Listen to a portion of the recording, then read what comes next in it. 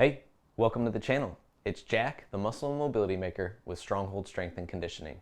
And today, I'm going to be showing you how to resolve that posterior knee pain that you're getting. But before we get into it, make sure you take a moment and hit that subscribe button so that you don't miss out on future content like this. Every Saturday, I'm putting out videos showing you how to resolve aches and pains, prevent injuries, and overall optimize your performance inside the gym and outside of it in your daily life and routine. And it doesn't get better than that. So take advantage of it. Ready? Let's go ahead and dive into this one.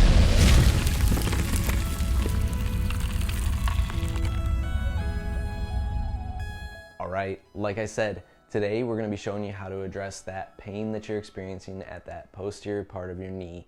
And it could be because of a few reasons here. So you've got your hamstrings that cross over there, you've got your calf musculature, your gastrocnemius that crosses over there, you've got your popliteus muscle in there, okay, you've got your plantaris in there, you've got your meniscus that it could be in the back there. You also have a PCL that could be part of the problem, or even a bursa.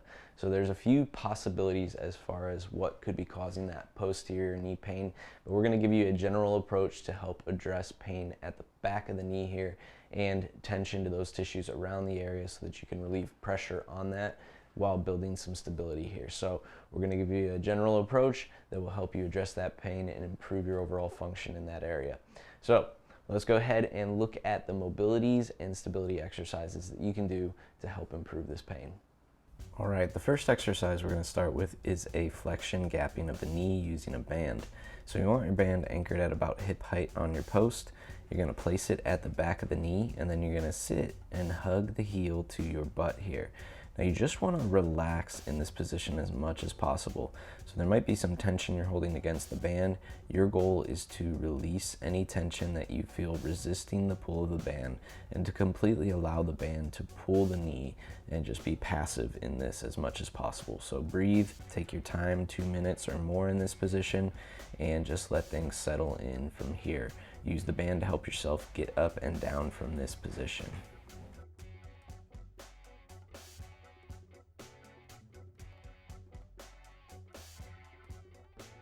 Next, we're being a little bit more active with our flexion gapping using a softball here, but we're also providing self-myofascial release to the area at the posterior tissues. So the hamstrings where they insert, the calf musculature where it inserts and crosses over, the popliteus, the plantaris, all of those muscles that are involved in here. We're going to get some self-myofascial release to them.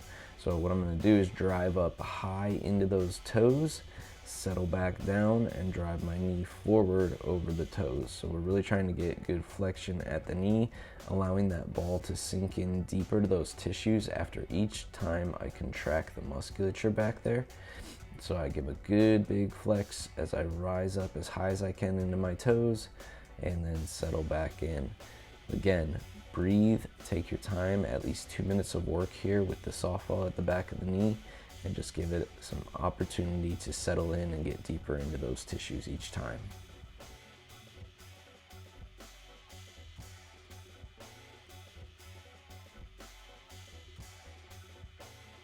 Next, we're going to start rebuilding some stability here, and walking backwards can be a great way to do that. As you extend through the leg, this is going to activate the anterior side of your leg, those quadriceps here, but it's also going to place the posterior knee under some stretch and require it to stabilize as we extend the leg.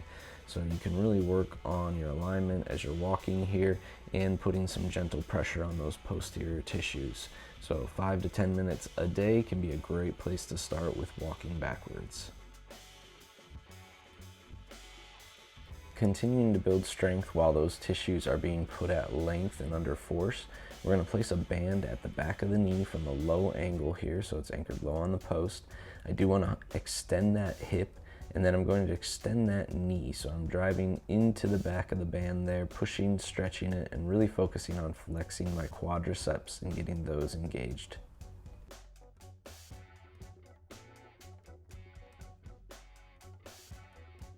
And then we will do some direct strengthening at the tissues here of the posterior knee.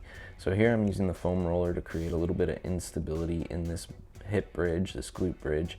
And what I want to focus on is keeping my heels driving down into that roller I am still using my glutes, so I'm extending the hips, I'm opening the knees, but this puts a little bit more work on the hamstrings themselves and that calf musculature where it crosses over the knee. Now gradually over time, what I would want to do is actually start to open the angle of my knee and take my legs a little further out so that I'm gradually extending more and still performing the bridge from there. And eventually I can perform a full roll where I'm actually rolling from this curled position to a fully straightened leg and back in. So those are ways that you can progress this movement, but start close in a short angle and then gradually increase the angle as you work.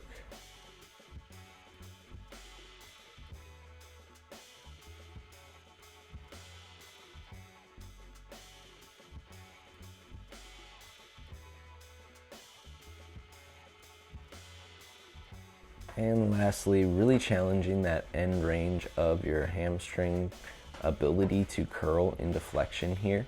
So this is placing a yoga block between the sits bone of my butt and my heel, and I'm using the long side to start, where I'm really driving my heel and squeezing that block in between there. So this might cause your hamstrings to want to try and cramp. Do not shy away from the cramping. What you want to do is actually flex tighter into it, and that will go away sooner. You'll be better at it, you'll be stronger, and it won't happen as regularly. So don't shy away from the cramping. Take control of it by flexing tighter. As you get stronger in that longer range, you can now shorten it a little bit more using a smaller side of the block to actually push on. So here I'm driving that heel again into the block, squeezing it between my sits bone and my heel, and getting a big contraction through the hamstrings, through the calf musculature in this position.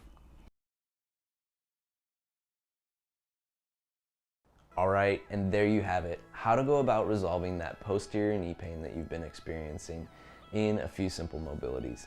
If you like this video, make sure you let me know by clicking that big thumbs up down below, and take a moment to share this one with a friend. If there's somebody you know who's been experiencing this pain, pass it along their way so that they can have some help in it as well.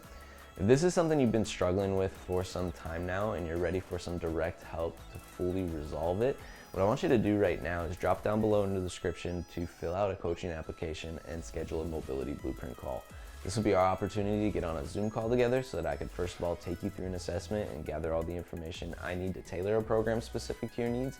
And once I have all that, I'll be able to lay out for you in full detail on that call what that program is going to look like and answer any questions that you have. So if that sounds good to you, drop down below, fill that coaching application out, schedule that call, and we'll get you moving in the right direction here. Last but not least, if you have not already, make sure you take a moment and hit that subscribe button so that you don't miss out on future content like this.